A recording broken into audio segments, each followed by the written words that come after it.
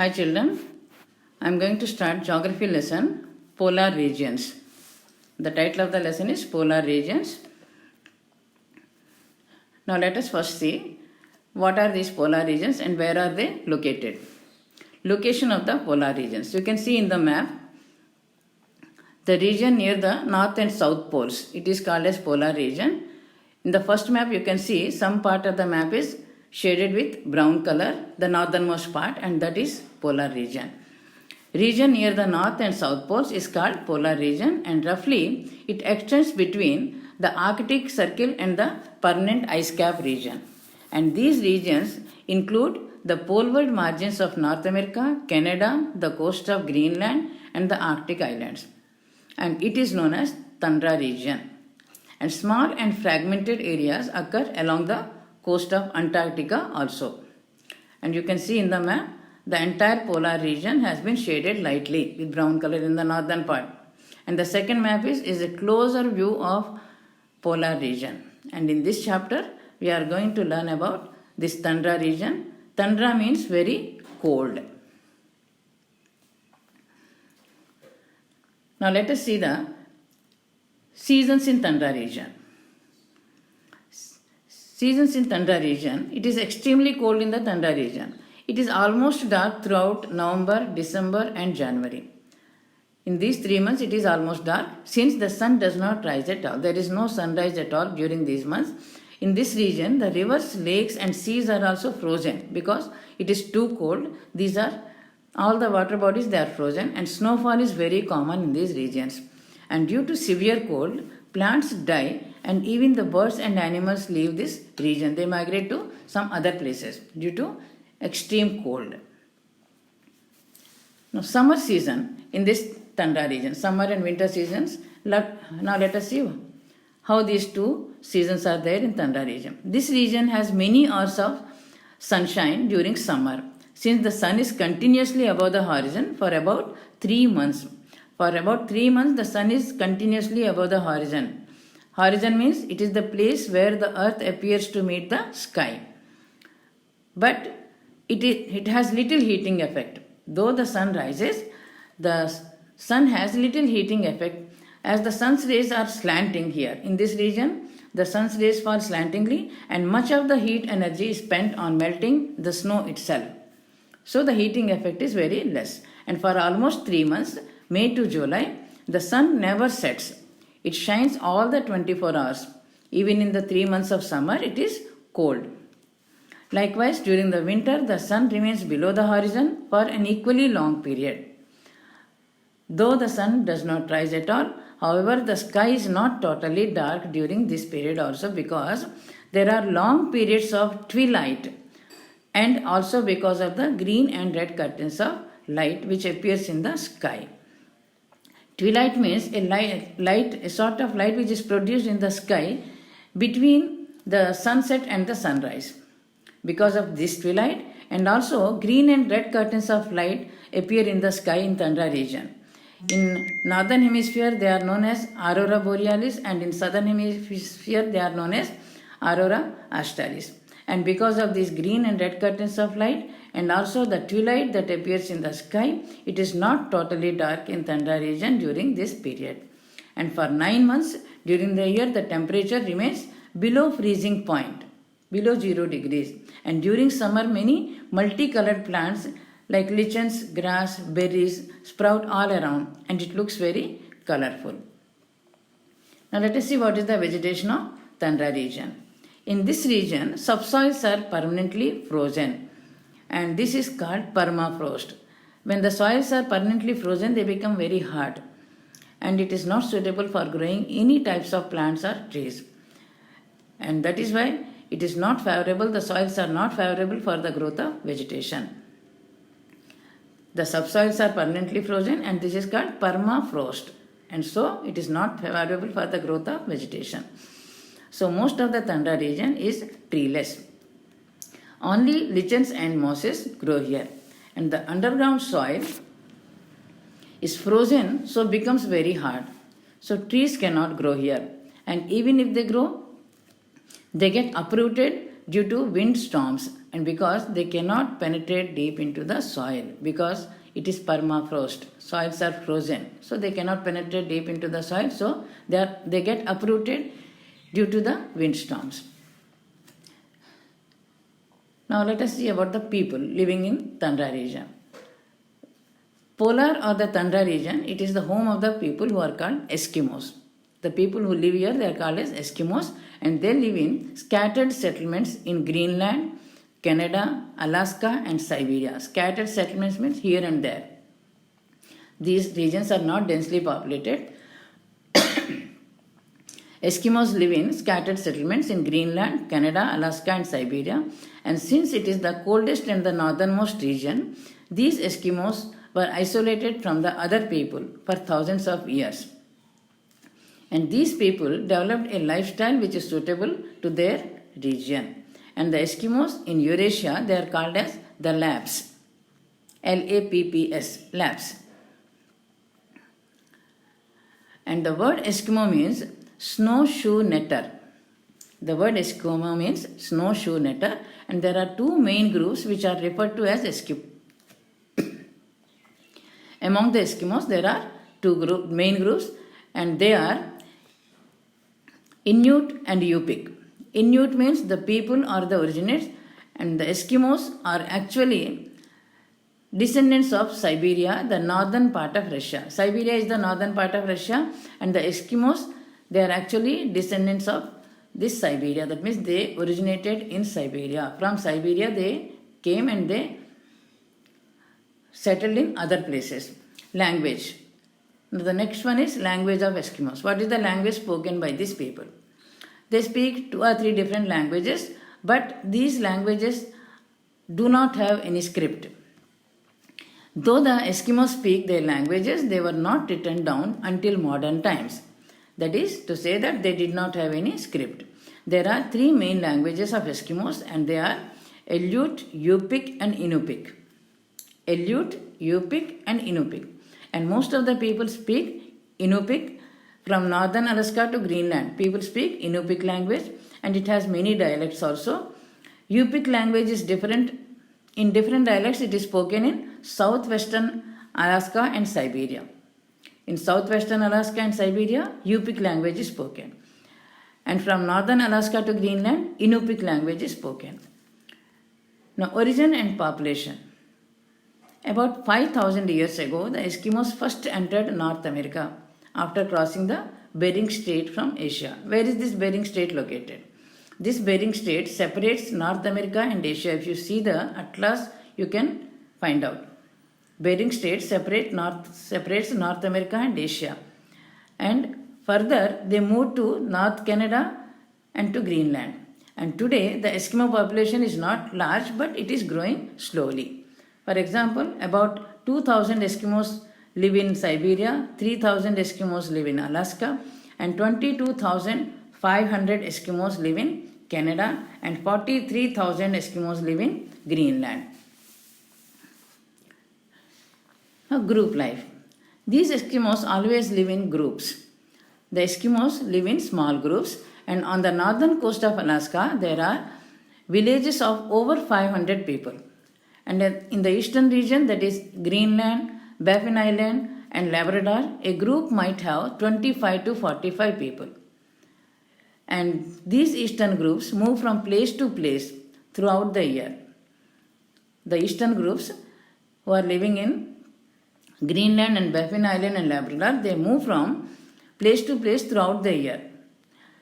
Why they move? Depending on their seasonal activities, because they perform different activities in different seasons, and depending on these seasonal activities, they move from place to place throughout the year. During winter, they live near the coast, hunting seals and fishing. And in summer, they move to the interior parts to hunt caribou and to gather berries. And they cross snow and ice on sledges. Sledges are a type of cars which are pulled by the sledge dogs. And these dogs are called sledge dogs. And these sledge dogs are their domestic animals. And they travel on water in open boats called umayaks, and in activities like hunting, the group members work together.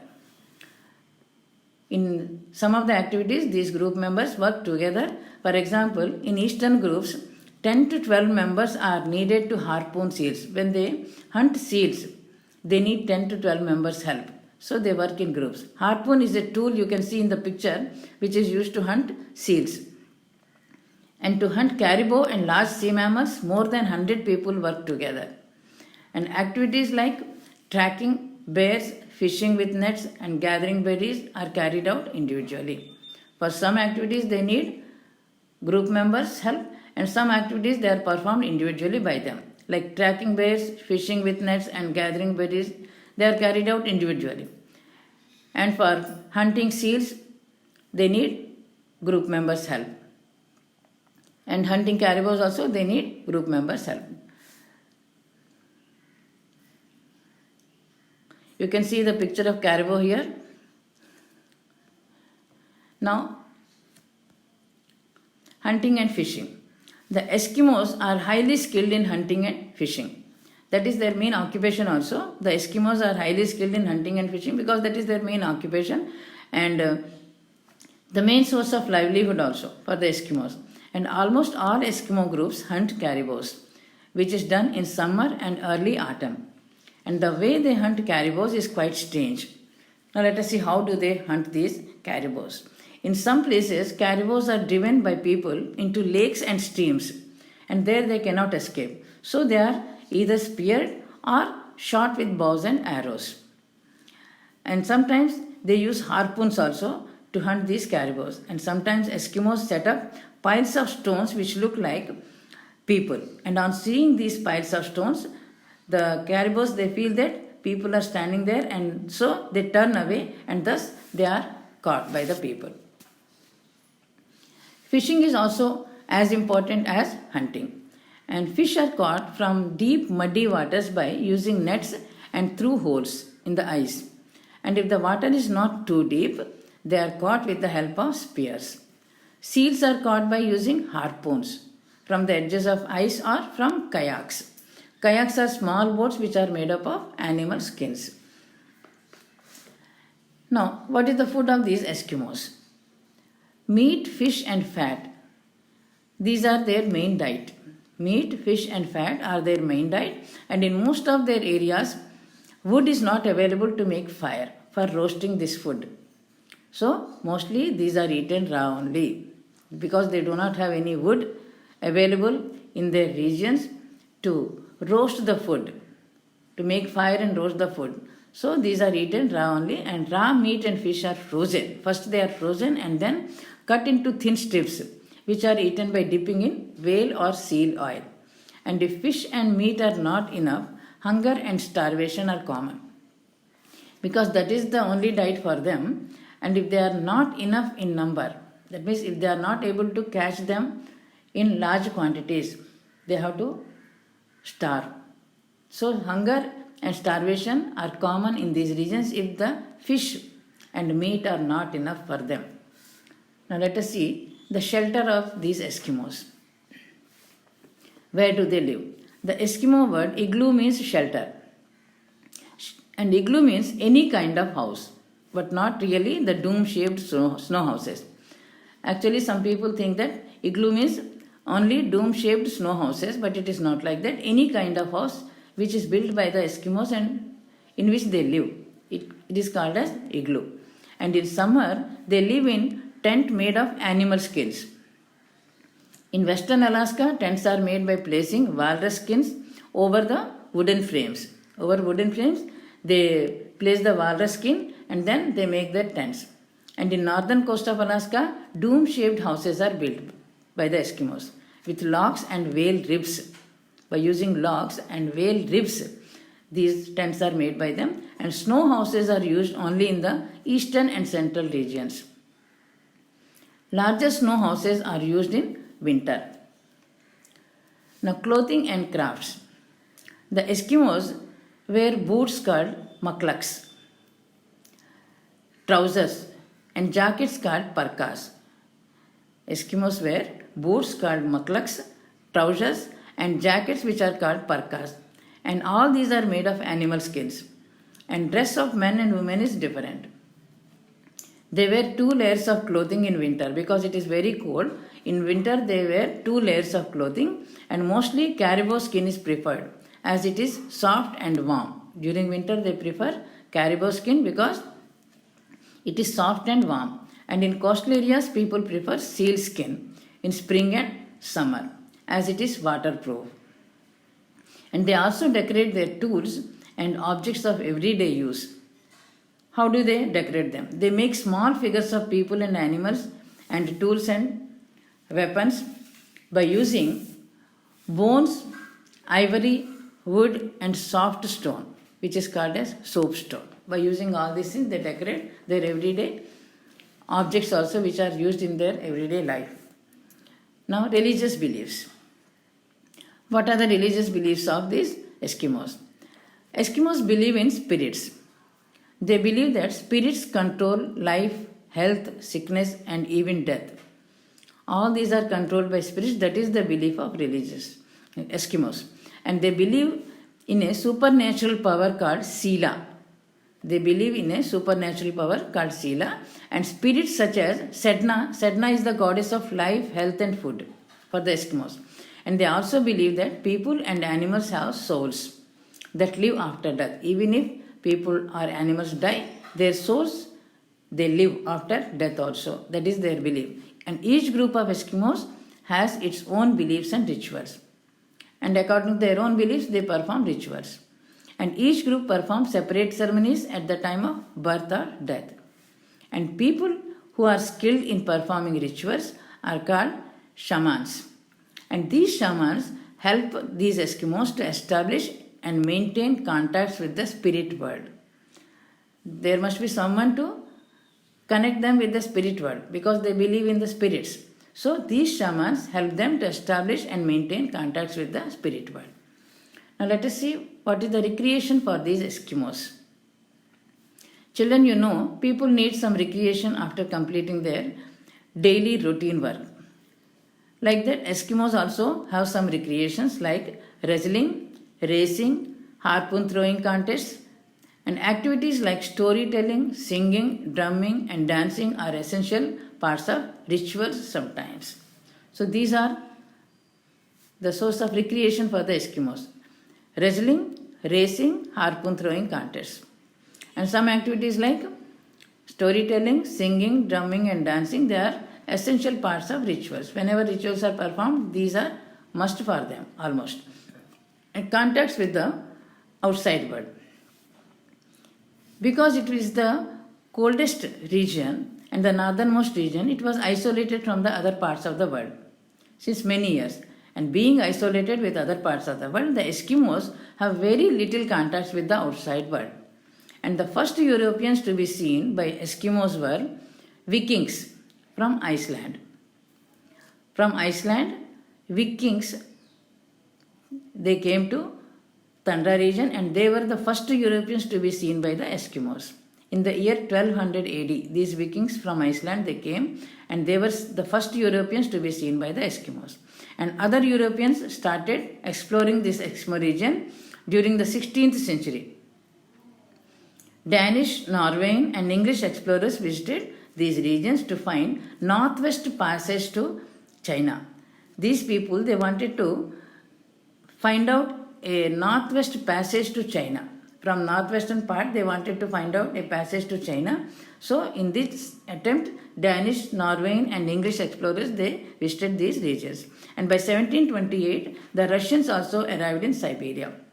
And during the later part of the 19th century, that is after 1850, the arrival of Europeans, American whalers, and fur traders brought many changes.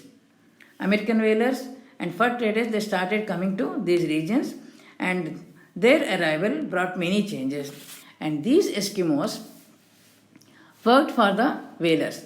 They used to do some work for the whalers and sold their fur to the traders. Fur traders, they used to come, so fur was sold to these traders.